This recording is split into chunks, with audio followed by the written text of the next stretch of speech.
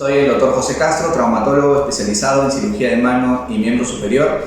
El día de hoy vamos a hablar acerca del esguince de muñeca, que es un problema muy frecuente y producido por una caída o una torsión brusca de la muñeca.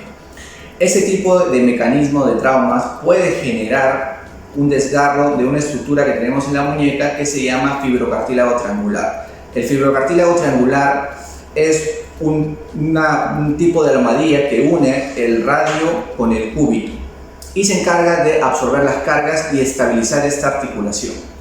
Cuando se produce este tipo de traumatismos, este fibrocartílago puede desgarrarse. ¿Y cuál es la manifestación clínica de este tipo de problemas? Es principalmente dolor en la zona cubital de la muñeca y además inestabilidad del hueso cúbito, que consiste en términos sencillos en que el cúbito se mueve más de lo normal en relación al radio. Lo que vamos a hacer es ingresar a través de una incisión de 5 milímetros una cámara. Esta cámara nos permite diagnosticar el desgarro y ver qué tipo de lesiones de forma específica. Posterior a ello hacemos otra incisión de 5 milímetros y ingresamos con un dispositivo para realizar la reparación de este problema. Posterior a la reparación vamos a inmovilizarte por 6 semanas y luego empiezas un protocolo de rehabilitación específica para muñeca. La solución que es el desgarro completo del manguito rotador. Como podemos ver en la maqueta, el manguito rotador es una estructura sumamente importante para los movimientos del hombro. Por distintas causas o problemas a veces se producen desgarros de estas estructuras. La manifestación clínica de estos desgarros es principalmente dolor y limitación para los movimientos del hombro. Una vez realizado el diagnóstico de esta patología, existen diversas formas de tratamiento. La que yo vengo realizando de hace un tiempo es la reparación artroscópica del manguito rotador. ¿En qué consiste este procedimiento? Ingresamos a través de una incisión de 1 centímetro una cámara. Lo primero que hay que hacer es diagnosticar el desgarro y ver qué tipo de patrón tiene. Posterior a ello, a través de otra incisión de 1 centímetro a través de otra parte del hombro, ingresamos un dispositivo y a través de este dispositivo empezamos a hacer la reparación artroscópica del manguito rotador usando ancla y unas suturas especiales. Posterior a ello, el paciente tiene que realizar un protocolo adecuado de rehabilitación y con ese procedimiento se puede obtener buenos resultados y la recuperación de la función del hombro.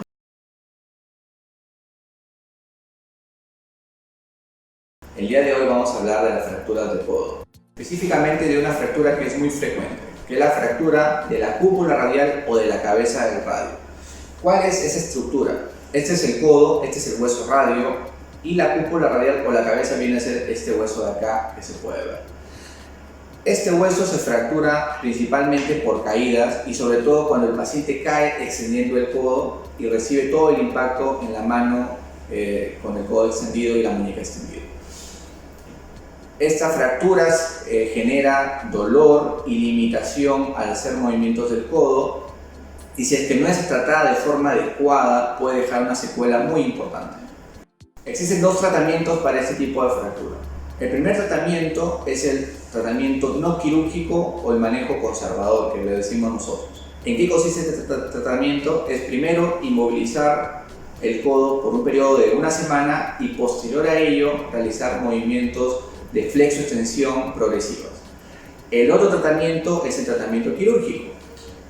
Para poder decidir un tratamiento o otro tratamiento hay que analizar la fractura y hay que analizar el patrón de fractura y la ubicación específicamente de esta lesión. En relación al tratamiento quirúrgico, lo que yo te ofrezco es realizar una incisión a nivel de la parte lateral del codo, ingresar donde está la cabeza del radio y analizar el tipo de fractura.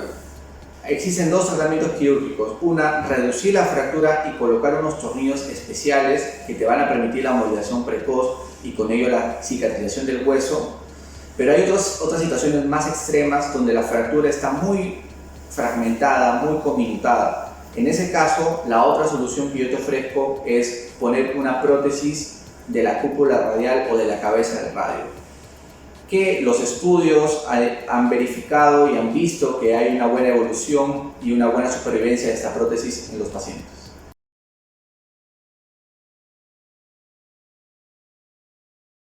y el día de hoy vamos a hablar acerca de una patología muy frecuente que es el síndrome del túnel del carpo.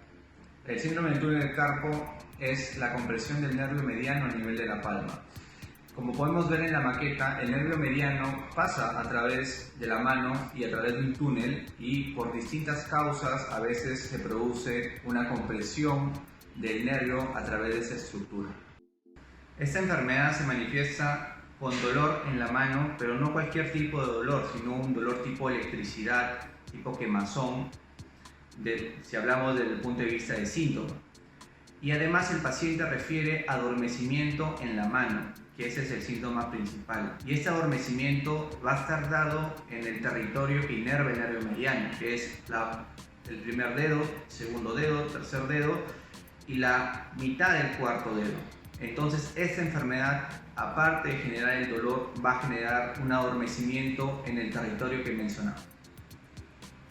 No existe una causa específica para desarrollar esta enfermedad, pero sí tenemos múltiples factores de riesgo.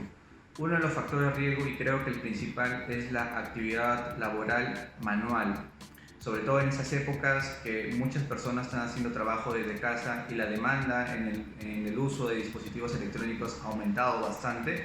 Ese es un factor de riesgo importante. Otro factor de riesgo son aquellas personas que tienen enfermedades endocrinológicas como la diabetes o el hipotiroidismo, o muchas veces también sucede posterior a una fractura de la mano o de la muñeca. Entonces existen muchos factores y muchas veces es difícil detectar cuál es el más importante. ¿Cómo tratar esta enfermedad? Lo primero que hay que hacer es, apenas exista un síntoma o la sospecha mínima de esta patología, asistir a un traumatólogo especializado en esta porción del cuerpo y hacer distintos estudios para poder diagnosticarlo.